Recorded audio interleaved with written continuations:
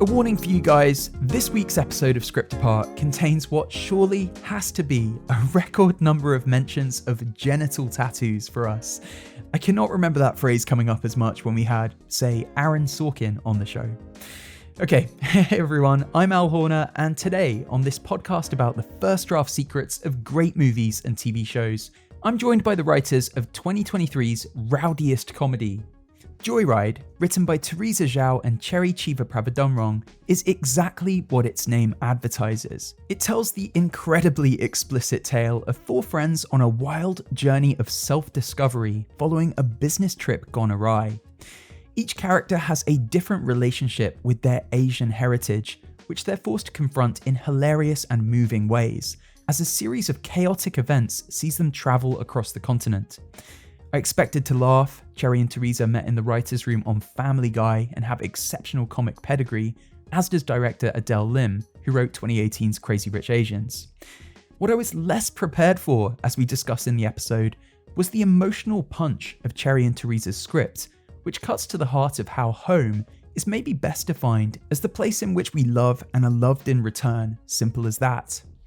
In the spoiler conversation that you're about to hear, Teresa and Cherry told me all about the parts of themselves that they brought to the page when writing Joyride. We talk about the genesis of its wildest jokes, how they wrote the movie's hilarious K-pop scene, and the Asian good girl trope that they wanted to take a flamethrower to across the course of this story. A huge thank you to Cherry and Teresa for being great guests, and a massive thank you also to our Patreon supporters, who are very much the Lolo to our Audrey, supporting us at every turn. Maybe with less sex-themed art projects involved. The point is, our Patreon supporters help this show continue to grow by pledging the cost of a single monthly cup of coffee to help us cover our costs. In return, they get ad-free episodes, early access to episodes, and a bonus weekly video segment called Postscript, in which producer Cam and I further break down the movie or show covered in the main show that week. If you're not yet a member of that community and would like to get involved, patreon.com/scriptapart is the address for you. That's patreon.com/scriptapart. Okay, with no further ado, let's dive into it. This is the incredible Teresa Hsiao and Cherry Chevapravatdumrong discussing the first draft secrets of Joyride. Thank you so much for tuning in. You're listening to Script Apart, hosted by me, Al Horner, produced by Camille Demek. Cherry, Teresa, so great to meet you. Welcome to Script Apart. How are we doing today? Good. Amazing. Great. Fabulous. We're indoors right now instead of walking a picket line in 92-degree weather. So we'll take it for the moment. Yes. 92-degree Fahrenheit, of course. Yes. UK podcast. Oh, that's true. But we're not boiling. That's good to hear. Well, huge congratulations on Joyride, guys. I think the outrageousness of this movie is maybe best summed up by my Google search history the night after I watched this film for the first time. So here are some things that I Googled after I watched Joyride. What is Eiffel Towering? Oh, Al. Oh, you didn't know. Oh my God, so innocent. So innocent until I watched this film. Gymnast farms, real? Question mark? Oh, no answers on that one. Not real. Not real. Well, we, as far as we know. unless we gave them an idea, in which case, sorry. Yeah, you should be. Do people really find Splinter from the Turtles hot? That was a conclusive yes. Oh, didn't know. Yes. Splinter stands. Great. We love it. And obviously a big one for me. What is 99 Ranch Market and why is shopping there doing the work? Oh, yes. Yeah. Oh, if you don't have that over there. Yeah, no, it's great. Next time you're over, in California, check it out. This is the exciting part, is that we were able to have cultural learnings from the movie, not only obviously about 99 Ranch, but also about Eiffel Towering, which now I feel great success. Yeah, like you are doing the work because you didn't know what it was and then you Googled it and now you've learned something. So that's great. Exactly. Yeah, you guys are great educators. But as well as this film being hilariously funny, I should mention that it also really did move me. Like, I'd obviously had a sense from the trailers that this was going to be a pretty riotous, R-rated comedy. But what I wasn't braced for was the emotionality of Joyride. that kind of crept up on me. Was that always kind of baked into the movie, that whiplash where the audience is going to be in floods of tears by the end, minutes after being in hysterics over the prospect of a condom full of cocaine exploding inside someone? Yes. Yes, the goal was always to touch them all. I mean, we set out to write a hard R rated comedy, but the things that people have found very emotional about it, like the scenes that make them cry, were also always in the script from the very beginning, from when we were breaking the story. So I guess somewhat, I mean, I won't say inadvertently because they were always there, but you know what I mean? We kind of were just like, oh my God, let's write this, big, huge, funny movie. But then when breaking the story, we always knew that we needed an emotional through line. So that was there from the beginning. Yeah. And I think just knowing, having gone through a career in television and knowing what kind of works in TV, a lot of times the jokes are funnier when they're coming from people who you care about, who you're emotionally invested in. And so I think that's really what we wanted to do, was really focus on the characters. Obviously, we know that they're going to say funny things, but wanting to make them really grounded and in a way in which by the end, when they do have these big emotional sort of conclusions, that you also feel that way. So we're really happy to hear you say that that people do end up kind of crying in the movie as well. So I'm not the only one, obviously, who found themselves really moved by the characters in Joyride and the journeys that they go on in a big way. I imagine the feeling is especially strong in people who've gone to see this film wrestling themselves with versions of some of the dilemmas in this movie. Like, people of Asian heritage who haven't seen themselves represented with this kind of nuance and this kind of realness on screen all that much. What's it been like for these last few weeks since the movie's release, hearing some of those audiences' stories and soaking up the reaction to the film as a whole? It's been really nice. I mean, just hearing from people who have seen the movie, it's been so long since I think a lot of people have gotten to go to the movies and like laugh with strangers in a theater together, laugh and cry with strangers. So I think it's been really nice just to hear that obviously cinema is back and that people are excited to go see movies again in the theaters. It's also just been really nice to hear, like, in addition to like, oh my God, that was so funny. You know what I mean? Like, I can't believe I just saw that thing, to hear very personal stories. Cause it's like, it's obviously always nice to hear, yeah, that was hilarious. But I feel like I didn't expect personally, like the people reaching out and being like, oh my God, I did cry, or, oh my God, I'm adopted and now I feel seen, like, oh my God, I learned so much about myself from watching this movie as well. I was traumatized by seeing a pussy tat, and then, oh no, I was crying and now I want to tell you about it. Like, it's been nice to have like both, like the whole 180 degrees, like both sides of that reaction from people. I'm sure. So to kind of wind this thing back, in the late 80s, the American Chinese author Amy Tan sat down to write a novel called The Joy Luck Club, which was a seminal story about 4 American women of Asian heritage, kind of reckoning with that heritage. Decades later, you two, having met while kind of working on Family Guy, you decide in your spare time to embark on a spec script together titled The Joy Fuck Club. It's a story that would also be about 4 Asian American, non-males. One of them is non-binary. But this story would have significantly more genital tattoos, as Cherry, you just alluded to, than I recall being in the Joy Luck Club. Can you take me back to what prompted you guys to write the spec in the first place? And what movies or stories like that Amy Tan novel you were setting out to either channel or subvert or update in some way? Well, no one ever asked the Joy Luck Club ladies if they had genital tattoos, so it's possible that they did, but we're not sure. It's light on yeah, I'll reach out to Amy Tan. Yeah. Cool. That'll be the next. Okay. Sure. I think growing up, in the States, a lot of times we were always watching people who didn't look like us. And so I think remembering the movie, and that was a big seminal moment of like, oh, there are people who look like us in a studio movie that's out there, and feeling like really proud of that. But then for a long time after, it was just, you just don't see yourself on screen. You don't see yourself represented until, fresh off the boat, and then Crazy Rich Asians, which came out in 2018 in the States. And so it did take a really long time, almost 20 years for us to kind of be seen. And for us, when we were writing this movie, it wasn't necessarily like, oh, we need to represent for all Asians. It was just like, hey, we want to write something that we would have loved to have seen growing up as teenagers. So that was really with the impetus for kind of how this project got started. We just were basically having fun, because that's the thing. We were both like working TV writers. We had day jobs. This was just kind of a lark. We were like, oh, you know what I mean? Just like, what if it was genuinely, it was like a true spec script. It was like, you know what? We don't know what's going to happen with this. Let's just write it like on evenings or weekends, and see what happens when we're done with it. And then what happens when we're done with it is that, okay, well, we are professional writers who have, like we have people who can like send it out. So it was like, oh, right, we can do something with this.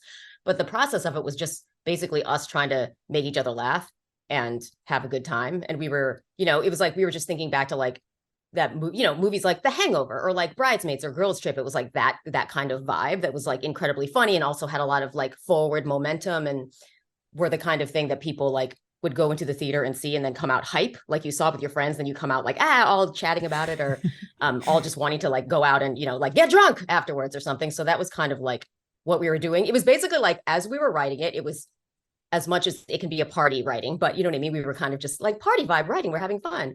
And then we get into production, and then the realities kick in. But the writing of it was very much us just trying to have a good time.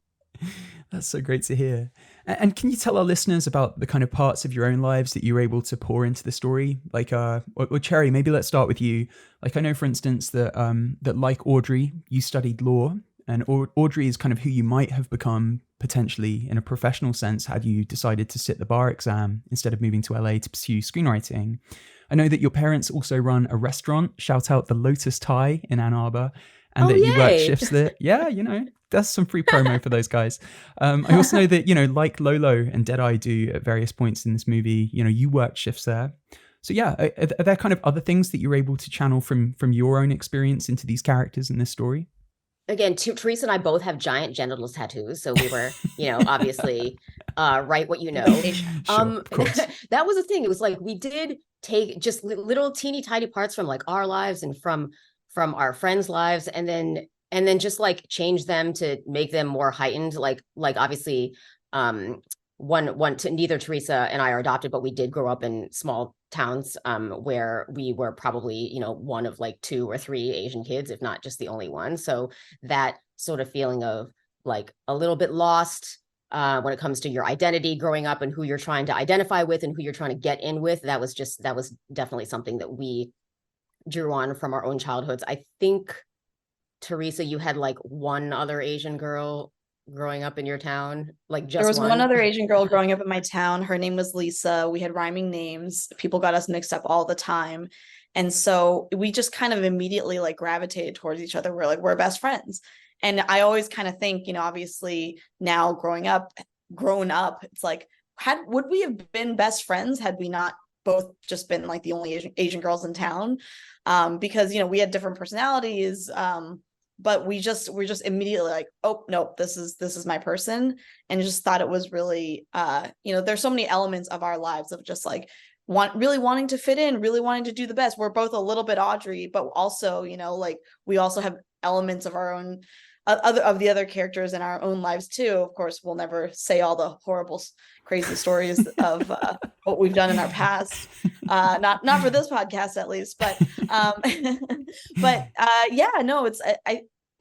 there's so many elements of our own lives that we really wanted to put in, and our friends, like that we really wanted to put in the story. And I think that was a fun thing of just being able to, especially having done a lot of television where we're writing for other people and other people's stories, being able to take from our own lives and be like, oh, now we see ourselves on screen is something that we hadn't done as often, I think, as some other people get to do. So that was an exciting part. Teresa and I once were on a train. Ours was in Europe, where shenanigans happened. It was not drugs. it was shenanigans. But that's the kind of thing that you just There take was in your own Yahtzee life. You know what I mean? involved. Like it's like, oh, I'm on a trip with my friends and crazy things are happening. And then you just take that and elevate it to like 1000% to make it movie worthy, as opposed to just like, you know. Yes. And I definitely wanted to highlight squash as a sport.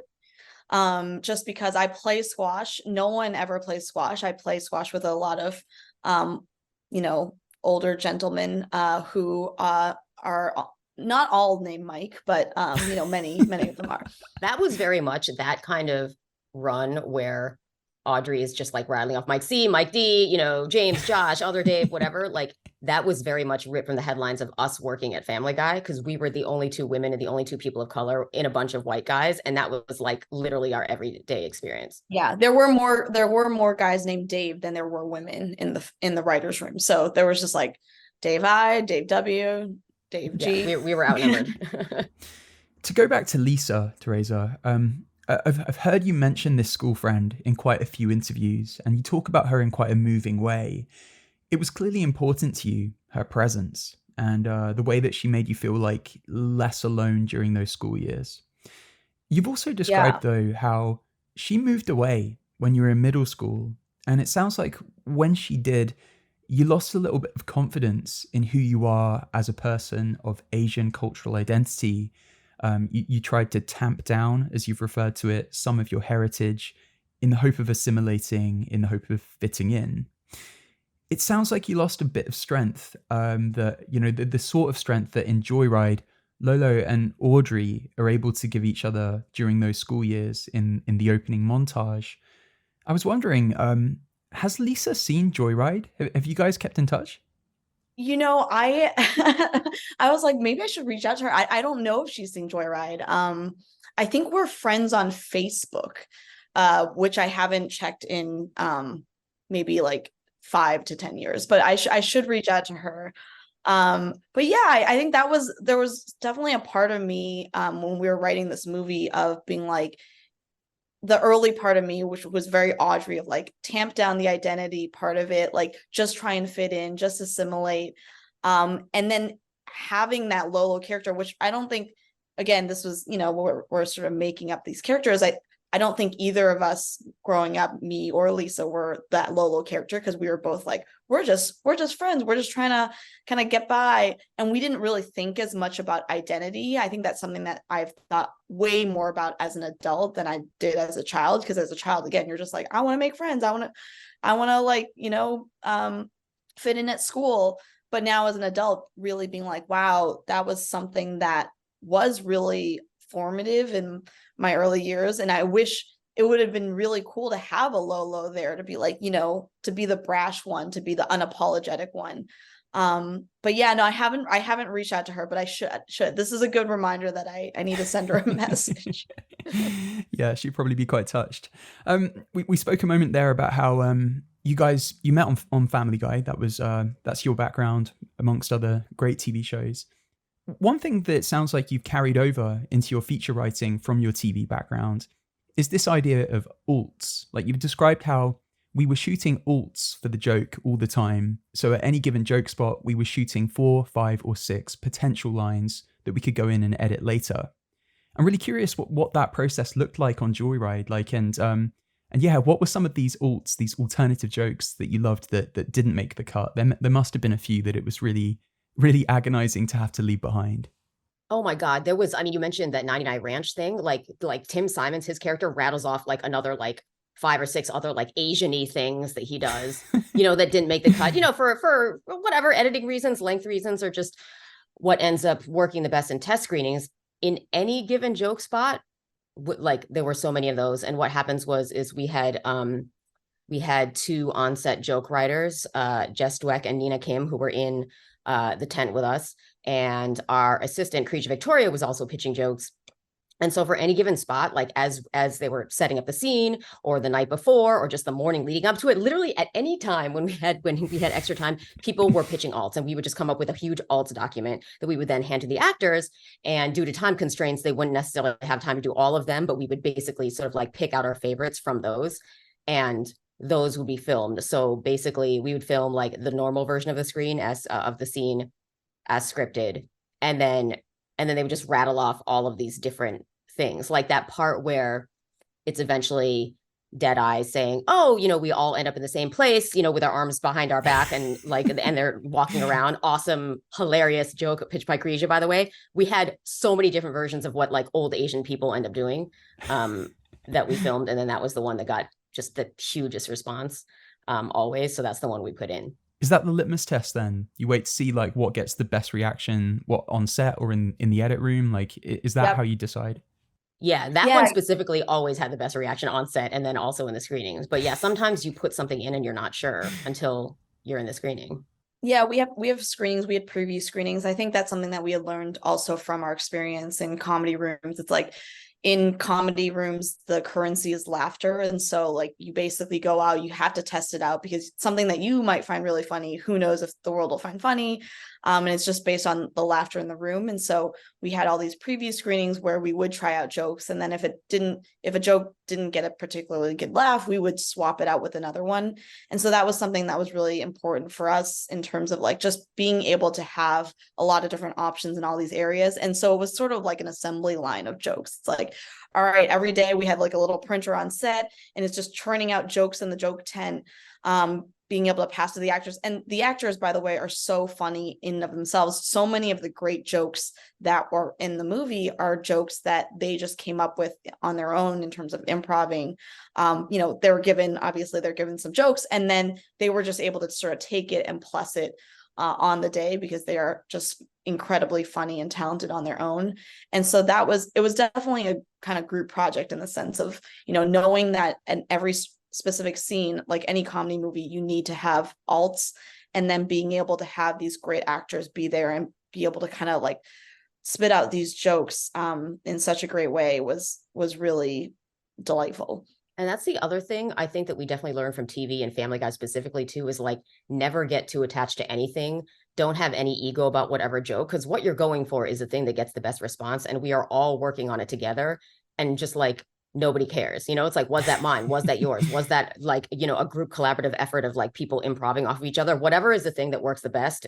We were like, great, let's put that in. Yeah, you can definitely tell in the finished film. In terms of your first draft though, guys, am I right in thinking it was fairly similar to what you shot? Like, it sounds like from what I've read, you had the skeleton of the story in place from early on, and it was really the jokes, the alts that kind of changed and evolved as you sharpened what was to become Joyride. Have I got that right? I would say kind of yes and no. I think the emotional through line of the movie was definitely there. We always knew it was going to be a story about Audrey going and trying to find her birth mom, having this sort of revelation of her identity, and then the emotional through line for her was definitely the same. And having this friend, having Lolo there with her, and having Deadeye and Kat, all of those elements were very, very close in the very beginning. But I would say the details, like the set pieces, changed throughout in terms of like how do they get from A to B. A lot of those details did end up changing.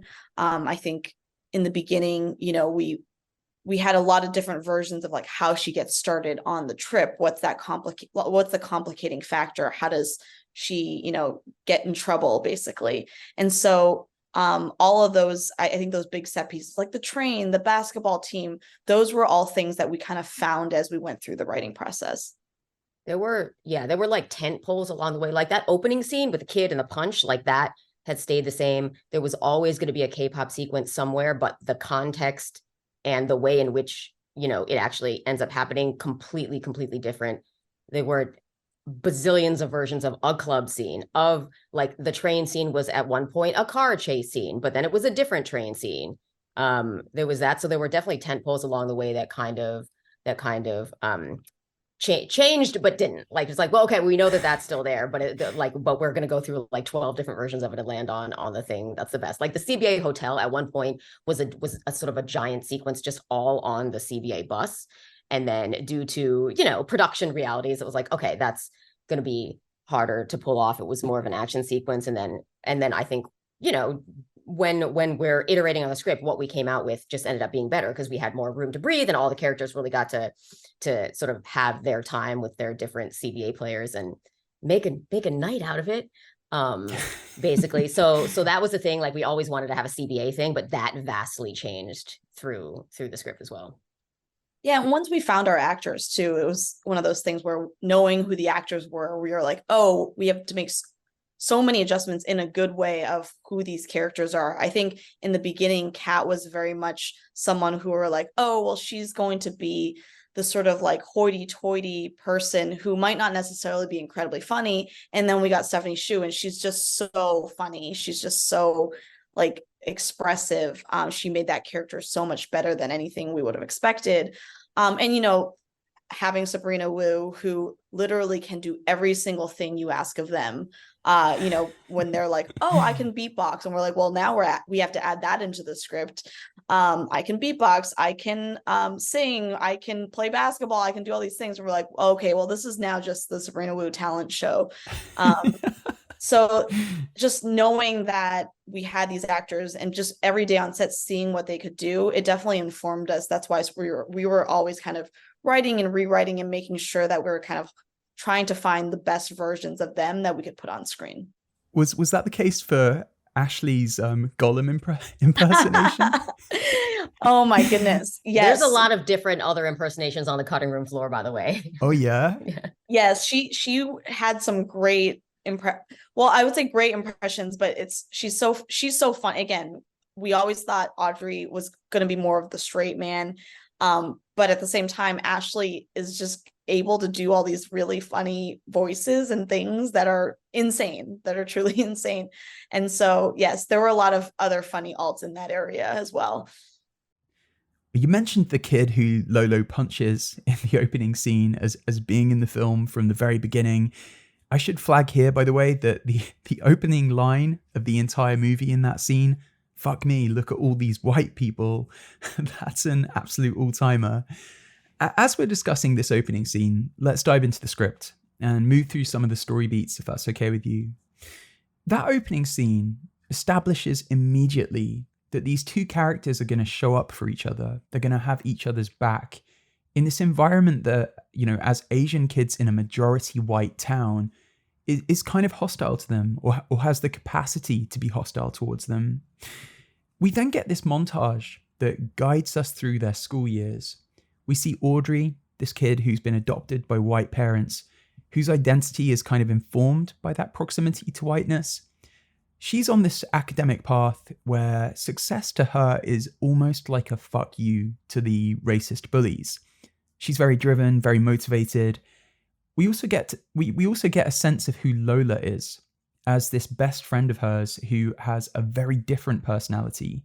We see this succession of yearbook photos that kind of underlines how different they are. But despite those differences, they remain so close. They give each other strength. They embolden one another. It's really beautiful. Can you talk to me about devising that sequence and the degree to which this movie always opened with a montage? Because it really is so effective in establishing kind of character information as well as tone. I feel like we had a version of a montage from very early on, but we ended up like souping it up for the final movie. Like that scene sort of in the middle of the montage where the kids are making fun of Audrey, and then it's like the montage kind of pauses for like a little scenelet. That was added in later on because we sort of figured out that we sort of did need that like slightly extra emotional help that we wanted to make sure that came across like loud and clear, that, you know, like Audrey's been made fun of because of her adopted thing, but Lola's her best friend who's coming to defend her. Like we wanted to make that very clear.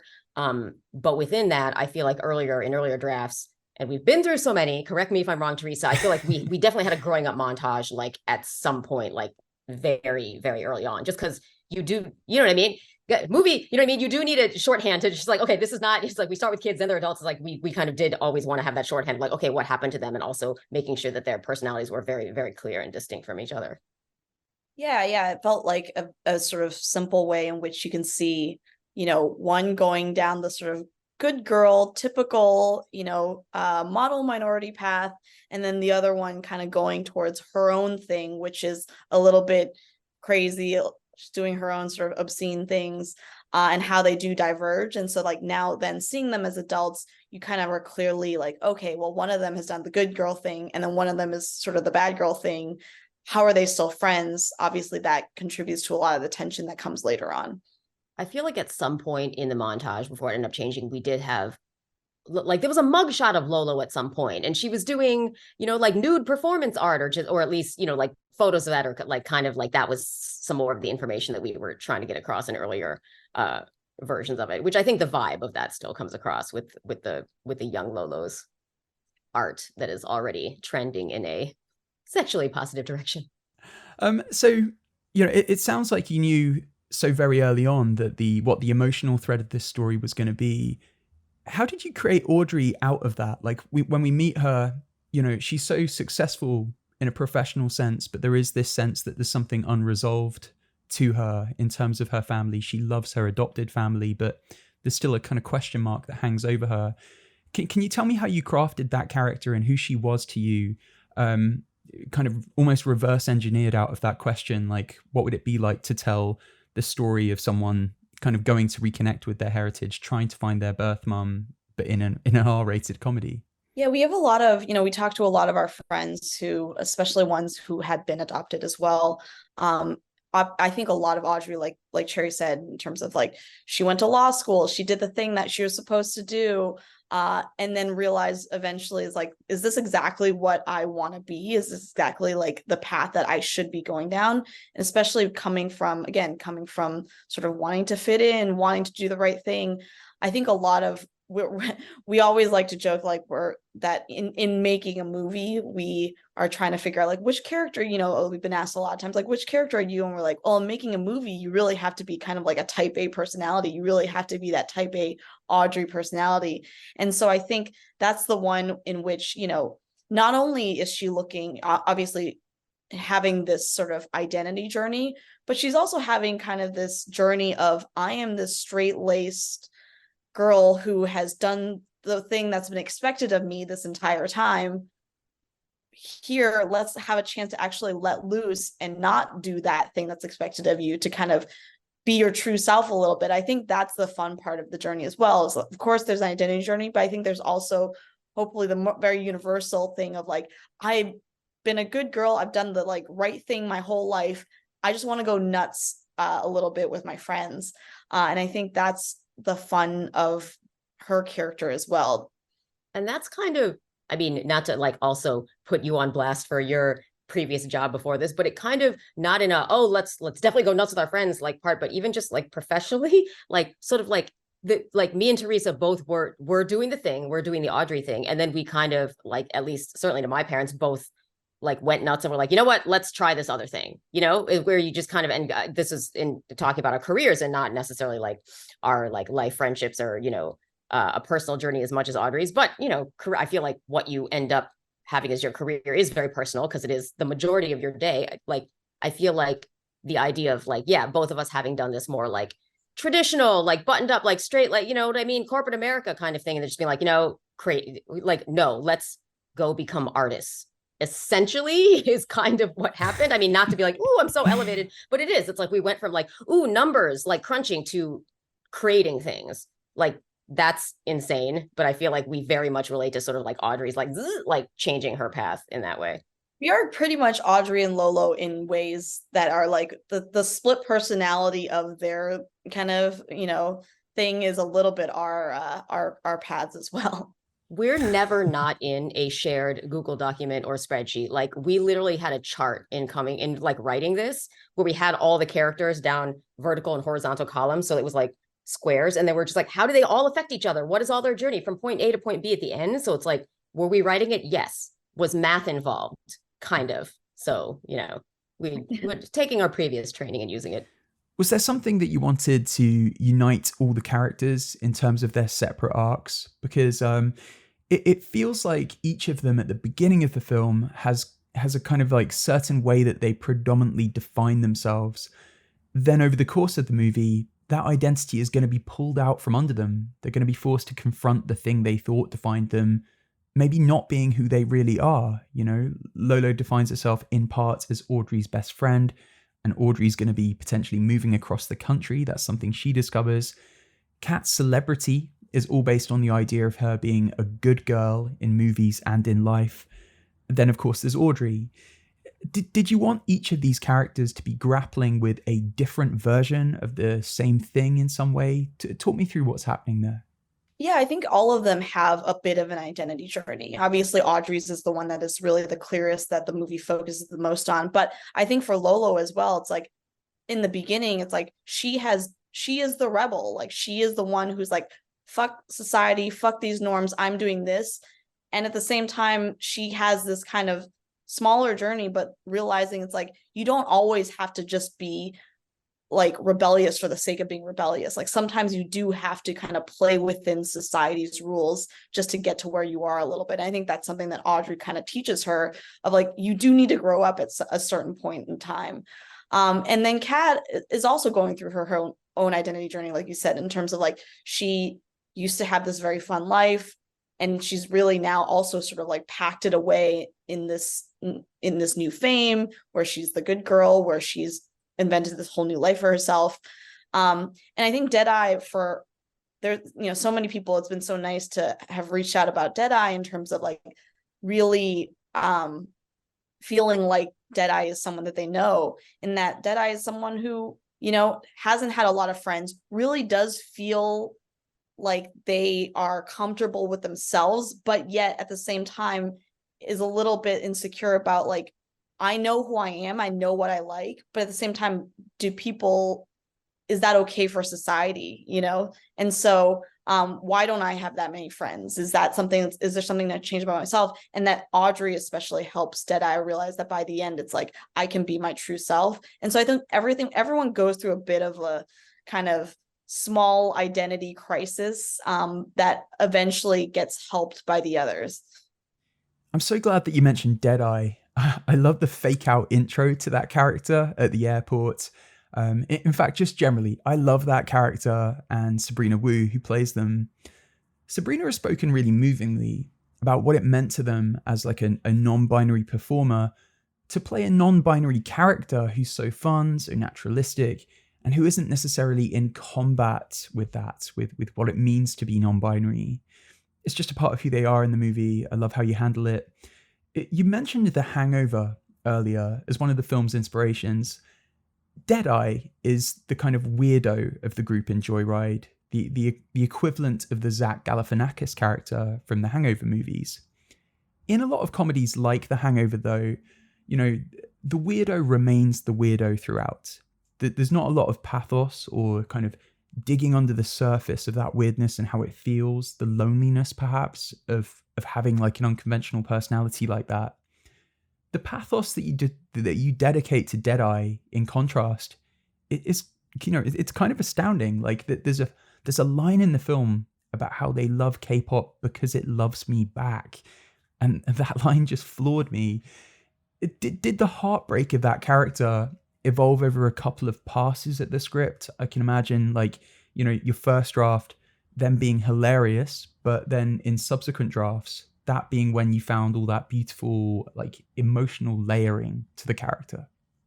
The K-pop thing has, the emotional layering about that was always going to be there. And, we ended up with a bunch of hilarious K-pop and BTS or whatever jokes, but like the emotional layering of that was always built in because I personally am members of two fandoms, which I suddenly realize are both English things. Oh, yeah. Harry Styles and Doctor Who. And so I am very well acquainted with the concept of I don't know anything else about you, but you know what? We both like the same thing. I met you at a Doctor Who convention. Now we're best friends.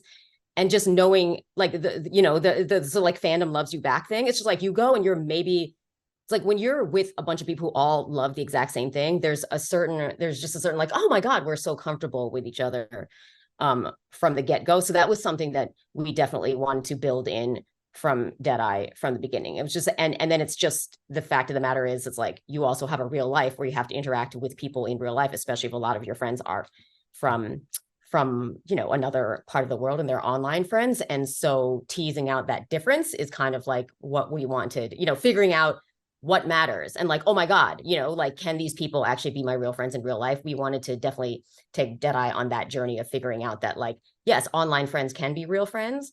And then for the audience, if you're not someone who's in a fandom, realizing that that also can be true. Because I feel like for a lot of people who may not be acquainted with the fandom, they might also think, oh my God, like kind of like Audrey was in the beginning, these are online people, they must be weird or whatever. But those people are also real people who you just happen to have not met in real life yet. So all of that was definitely, it's like, and now we're taking like a deep dive into it because obviously you know, the main story is not about Deadeye's journey, you know, it's an Audrey thing, but that kernel of it, that's sort of just like this emotion, this is the most important thing in their life, and that can be totally fine. It was definitely something that we wanted to tackle, at least in a subtle way from the beginning. And the fourth character that we meet is, of course, Kat. And well, I've been familiar with the concept of Chekhov's gun before. You know, this idea that if you introduce a certain element, I think you know where I'm going with this. Yep. Like, so obviously, in Chekhov's example, a gun. Like, if you introduce that early in a story, at some point that thing's gonna have to come back and go off. Mm-hmm. With Kat, we get Chekhov's genital tattoo, which is not something I had encountered before. Yeah, from the first moment it was mentioned, I knew it would end up having like this role to play in the story. And yeah, it's hilarious, but I read in an interview with Adele, she raised a really good point that the tattoo works not just because the idea of a gigantic, and it really is massive, gigantic devil tattoo there.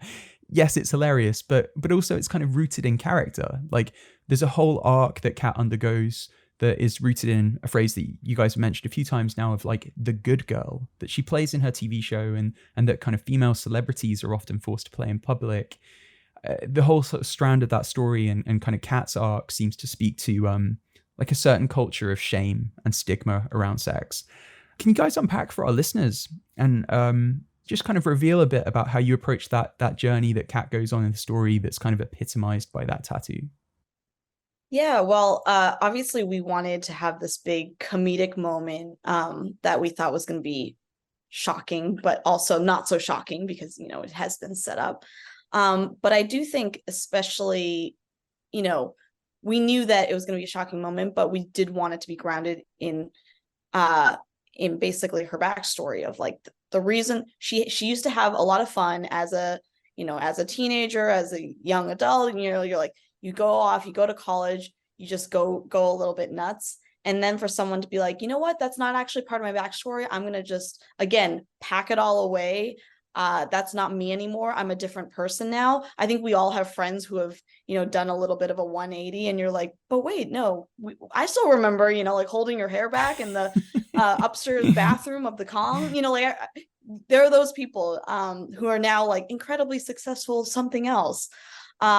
And I think for her, especially her character journey, it's not only like realizing I can be okay with the things I did in the past. I don't have to be ashamed of it. But in general, it's a bigger conversation, right? Of like, to not be ashamed of like the kind of like sexual past, especially I think when we're talking about like Asian women in particular, it's like we've always been either over sexualized or under sexualized. You're either like incredibly shy and polite, or you're the one who is like, you know, trying to, the dragon lady kind of going after the men. And so in our movie, I think as a whole, it was trying to take back like the women and the non-binary characters in our movie are the ones who are more sex positive. Kat is the character who's coming at this from the standpoint of like, I don't talk about this anymore. I don't want to talk about it. And of course, having that big revelation is this moment of like, oh, your past coming back to haunt you. But you know, so much of the movie really hinges on this one kind of crazy moment. And we've always thought about like, you know, in so many funny comedy moments, especially when you think about like The Hangover, it's like, oh, hey, you see some guy's genitalia as like the funny moment. Forgetting Sarah Marshall, The Hangover. And we're like, well, that's never sexy. It's never like, you're never like, ooh, like, look at that. And we wanted to have that big moment in our movie as well. It's like women's body parts don't have to be sexy. They can be funny as well. And I think, especially in this, there's definitely no sexiness in that shot. And it's all played for comedy. That's really illuminating in terms of the scene that then follows, because we of course then get to the kind of basketball team segment of the story. It's a moment in the film in which each of the characters, with the exception of Deadeye, has this moment of sexual pleasure, sexual release. And well, yeah, as a culture, we don't often get to see women in general, but especially women of Asian descent, have that sort of sexual agency and act upon their desires. In this particular scene, you know, it's notable that each of them is completely in charge and empowered in their sexuality. When you wrote that scene, cutting between Audrey, Lolo, and Kat having these quite hilarious sexual encounters, was that something you were consciously thinking about? Were you actively trying to subvert something in that scene? Oh, like 100%. Like we did, like it was fully like, I mean, for, you know, Audrey's segment in particular, it was like fully like she's going to bang two guys. It is 100% her idea, you know, like that is definitely the thing that we wanted to get across. And for all four of them, they're all completely in their separate scenes. The ones who are, you know, like Kat needs to be talked into it, but by the end, she's also taking charge and like, give me the gun, let's go, you know, like, so that was very much a sense of like, we wanted to make sure that these were, you know, that our characters were the ones in charge and like asking for it. There's a lot of this ended up on the cutting room floor too, but like Deadeye dancing with that BTS guy, it was like a dance. It was basically a dance fight, kind of like a challenge. They were playing horse with dance moves so that was another, you know, sort of example of them just being like, okay, I'm doing this. Like I'm controlling the narrative of my night, whether it be something sexual happening or something, you know, having to do with something that I and this other guy love. So we definitely wanted to build that in from the very beginning, that like this entire montage was going to be like sort of like fun and also empowering in the sense that it was like we're, you know, our characters are the ones in control of what happens. That moment is one of kind of many stepping stones en route to Audrey beginning to embrace her Chinese roots. And then she discovers like the worst thing that she could hear in that moment, that she's not Chinese at all. Her birth mother was Korean. Can you tell me what motivated that storytelling decision? Well, I think especially, again, growing up not in Asia, growing up in the States, a lot of times, you know, we would be confused. You know, it's like you see an Asian face, you don't know you're Chinese, Korean, Japanese, whatever. You are just kind of all part of one. And I think, especially, I think growing up, you know, you're thinking like, oh, I'm Chinese, I feel very Chinese. There are all these sort of like inter-Asian, you know, thoughts about the other kinds of being other people who are Asians. Of course, like there's a lot of inter-Asian racism as well that we don't really get to see on screen because, again, we haven't been, you know, represented in that way. A lot of times it's like you're just all lumped into one category. And so this was a fun way in which we were like, we want someone who kind of discovers her identity, really feels finally proud of being Chinese, because this is something, again, that she really has packed away for a really long time. And then for that rug to get pulled out from under her and be like, actually, wait, sorry, you're this other thing, was something that was really interesting to us. And also, like, again, very personal of like, what is your identity? How do you really identify with being this person, especially when a lot of other people just see you all in this one category? I think it was something that was kind of interesting to unpack there in terms of really like feeling proud and then suddenly not knowing who you are again. And being upset about it, because obviously her friends in that moment are just like, you know, trying to make her feel better because like, oh, whatever, to our town, you know, we all would have been the same thing anyway. But yeah, amongst Asian people, or, you know, just amongst people who are paying attention, yes, it would be a difference. And we were just it's a huge rug pull for her, but then also trying to thread the needle of like, how big a difference is it going to be? I mean, I think in, you know, again, thousands of versions of the script, I feel like there were definitely some points at which we were playing with a version of Audrey who had maybe gone to Chinese school for like a whole bunch of years and like actually like knew much more about it. So it was kind of just like the rug pull would have been more like, oh my God, I put in all this work, you know, to learn about this thing that is quote unquote now wrong. And, you know, that is something that we ended up going a different way with. But just in terms of like, what would be the biggest, because in terms of her overall identity journey, what would be the biggest, just like, oh my God, something huge and dramatic would happen. And we thought this would be a great way to inject some later in the movie trauma right into her life. It feels like a very kind of on brand thing right now, especially with all these like people getting 23andMe results where you're like, I'm too scared to do it, by the way, but you know, Same. these 23andMe results where you're like, all of a sudden you thought you're one thing and you find out you're something else completely, and like how that really does affect your psyche. It's like it shouldn't, because you've always just lived a life of being this one person, but again, it does, it does end up kind of affecting the way you think about like how you grew up and everything. So that was really kind of where that came from. Yeah, just the sheer numbers of people nowadays who are just, I can't remember the statistic, but I feel like I read somewhere that's like, and then 25% of 23andMe people have found out that their dad is not really their dad. Anyway, and you're just like, okay, well, that would be a huge identity rug pull for anyone. So this is, this is a version of that. What's so great about that, as well as kind of, as you say, injecting some trauma that Audrey's going to have to deal with, it also facilitates, these characters going to South Korea, and which in turn leads to the performance of WAP. As the world's #1 Brownie Tuesday fan, sorry, Radiohead, Yes. I've got a new favorite band. I've got to ask, like, you said that was kind of right in there from the very beginning as something you saw as integral to this story. Why was that? And also, what were some of the backups in case, Cardi B had come back and said, thanks, but no thanks, guys, your movie sounds insane? Oh yeah, the K-pop scene, them dressing up as K-pop people was a scene that we always were going to have integral to the story. But yeah, picking that song WAP didn't come until much later in the process. We just kind of knew that at some point we would have the grand reveal of them as K-pop characters and them probably singing something, but we didn't decide on that until, I don't know, like a week or two before we started shooting.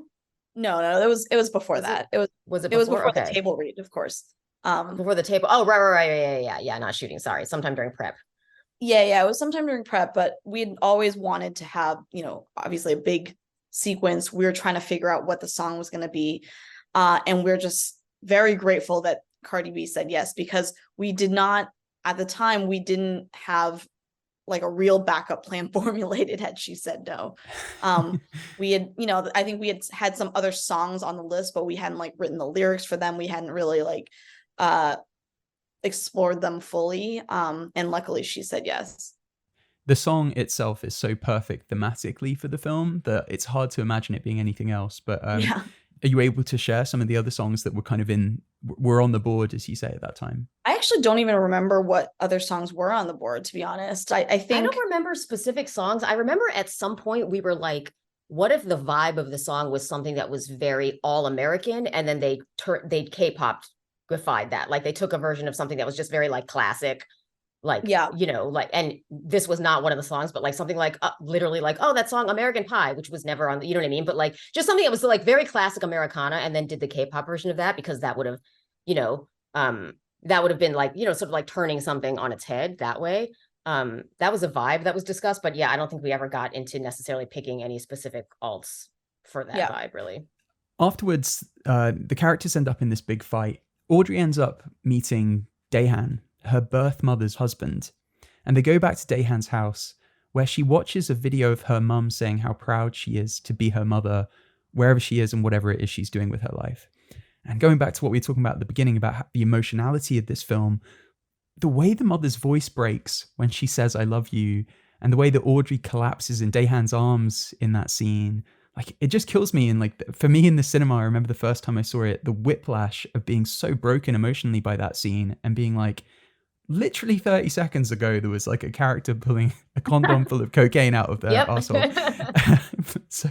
But yeah, like, I'm really curious. Like, I love that scene, and I'm wondering why this wasn't ever going to be a movie in which she connects with her long lost mother, and instead, you devised this story in which a video was the way that Audrey was going to get that moment of reconciliation that she'd been seeking. Trauma. I mean, we killed the mom so early on in breaking the story. I can't remember exactly when, but it was like, okay, she's gonna find her birth. You know what I mean? She's searching for her birth mom, and very early on, it was like, nope, she's dead. We're never gonna find her. Like, that was, I think, again, us, wanting to take it to like the most dramatic place that we could possibly take it for Audrey's character.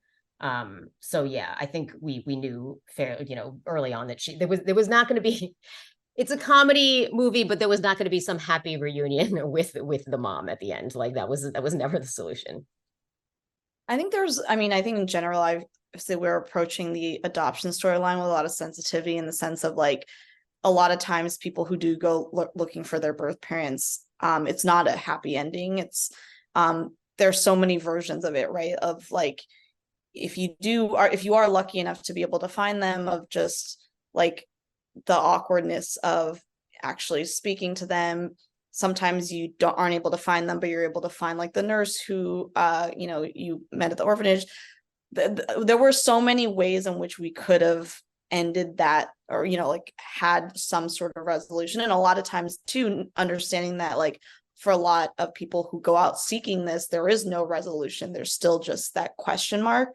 And so we wanted to, at least for this storyline, obviously it's like this is not like a representative of the adoptee experience generally as a whole, but because this is a movie in which like the character is going on this identity journey, it felt like a way in which we could bring her to a point where she's at her lowest.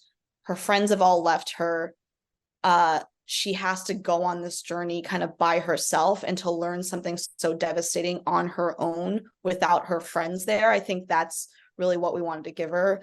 And so mostly, again, it's just in service of the storyline of like, this is a person who has been trying to figure out her identity, realizes later on that's like her identity is the people around her, the people that she finds. But in this moment of like, darkness, she really doesn't have anyone. That's why we really wanted to have, a true moment of darkness for her there. It makes it all sweeter when she comes together with her friends at the end. How did you devise that ending? I mean, I know it's a film about friendship and it's a feel-good comedy about friendship. So it was never going to end without these characters kind of coming to appreciate, well, especially Audrey and Lolo, coming to appreciate each other in a whole new way. But yeah, were there different iterations of that final scene and how you were going to close out this movie? Like, it's so perfect the way it ends. How did you arrive at it? We definitely had a lot of different versions of the ending. I think in terms of like figuring out endings of all movies, it feels like that's the toughest part. And like you said, we always wanted to have them have this like kind of heroic coming back together moment. And then also like this is a very real thing of friends who find each other who are like, now we will take an annual trip. This is going to be a thing that we do. So it was always like, of course, we were just going to have them back together and hopefully have all their, like people get in fights, they end up kind of coming back together. And then the very last joke was actually something that Sabrina had pitched on, a couple days before we were trying to figure out like what's the very last image of the movie, and they actually were the ones who came up with that tattoo joke at the end. That's such a great way to end. Guys, I'll ask one final question before I let you go. What is Eiffel Towering? No, not that one. Just kidding. We're willing to talk about it on the podcast if you want, but maybe your audience doesn't want to hear it from us. Maybe they want to just Google it and learn it like you did. Put on safe search, I guess. Yeah. This is. But yeah, Joyride 2. Like, there's been a wonderful reaction to this movie, and there's talk among fans that people are hoping this isn't the last that we've seen of these characters. That there could even be a sequel that perhaps follows Audrey and co as they take a trip for Kat's bachelorette party, perhaps. Is that something that interests you, or was this a one and done thing for you? Like, where are your heads at the moment? Our heads officially at the moment are we're on strike, so not thinking about that right now. No, it has, but throughout this entire process, and yeah, especially after it came out, people have been nice enough to bring that up and be like, "Oh my God, we would want to see a sequel." So it's just very much a wait and see thing. I don't think that we were thinking of it as like, okay, that's definitely it. This is one and done, and we're walking away forever. At the same time, we haven't thought too much about it just because. It's still so early in the life of this movie as well. But in terms of like, it would be great to just get, like we'd love to get those four back together again. They're so much fun, so open question, basically. Well, my fingers are firmly crossed. I also hope, Cherry, for your sake, that at some point you guys get to reboot Doctor Who with Harry Styles as the Doctor, because I feel like you might die. I would die. I can't even talk about it right now. Like, just imagine you like said that. I'm like, can you imagine? I can't. I'm just gonna, I'm gonna just spiral. We're thinking about that for manifesting this on the podcast. Yeah. 15 minutes. Yeah. We're mad. I mean, like, we'll speak it out into the world. What I'm saying is that Harry's tour just ended. So, you know what? He's free. You know what I'm saying? Like, he's done some acting. I don't know. Harry, call up Cherry after this. Somebody call somebody. Somebody call someone. Wait for the strike to be over, and then wait for the strike to be over, and then or so whatever. I don't have, you know what I mean? Like, just take care of it in England. They're fine. You know what I mean? I'm happily watch. I would be rapt audience. That would be a good time. Well, guys, I can't thank you enough for this conversation, for this movie. I absolutely adored Joyride. So much fun. And yeah, I've had a blast chatting with you today. Next time you come on Script Apart, we'll do it in person. And I was thinking we could do it over some 1,000-year-old egg shots. Yeah. If you are willing. I will vomit everywhere. One other thing that I will say, it that was fully made up as well. And we did try to make it after the movie, and there's no good version of it. It's terrible. It's always bad. It's always bad. But yes, it was personally road tested, just like the Theragun basketball thing, which also we tested just to make sure it was safe. Is that person still in hospital? Who? You know what?